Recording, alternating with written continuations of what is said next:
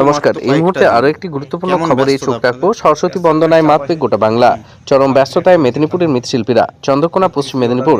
হাতে গোনা আর মাত্র কয়েকটা দিন, তারপরই সরস্বতী বন্দনায় মাতবে গোটা বাংলার মানুষ। কারণ বাংলার ছেলে মেয়ের কাছে সরস্বতী পুজোর আনন্দটা কিছুটা অন্যরকম। পুজোর আগে এখন চরম ব্যস্ততার ছবি লক্ষ্য করা যাচ্ছে মাটির প্রতিমা তৈরির কারখানাগুলিতে। মৃৎশিল্পীরা এখন নাওয়া খাওয়া ছেড়ে ব্যস্ত সরস্বতী প্রতিমা তৈরির কাজে। স্কুল, কলেজ, পাড়ার মোড় হোক বা ক্লাব, সব জায়গাতেই সরস্বতী পুজো।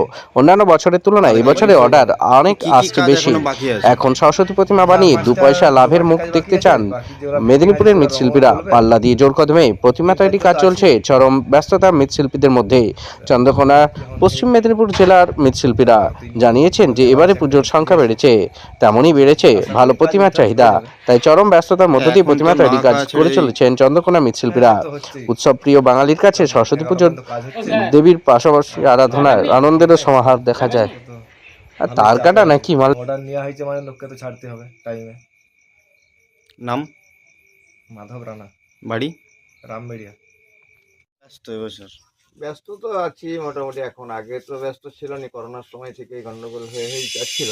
বছর একটু তাহলে অর্ডার আছে, কিছু কিছু মানে মাল বেরোবে এরকম একটা মানে চিন্তা আছে আর কি। এখন একটু বাড়ছে। হ্যাঁ, কতটা লাভের মুখ দেখছেন? এখন একটু লাভের মুখ দেখা যাচ্ছে, আগে তো দেখা যাচ্ছিল না। আগে তো লস হয়ে যাচ্ছিল। মানে করোনা কালের পরে এখন একটু এগিয়ে যাচ্ছে। তাহলে আর তো কিছুদিন বাকি আর সরস্বতী পুজো। কিছুদিনের মধ্যেই তো, ওই জন্য একটু তাড়াহুড়ো করেই কাজ করতে হচ্ছে। নাম? নাম ধনঞ্জয় রানা।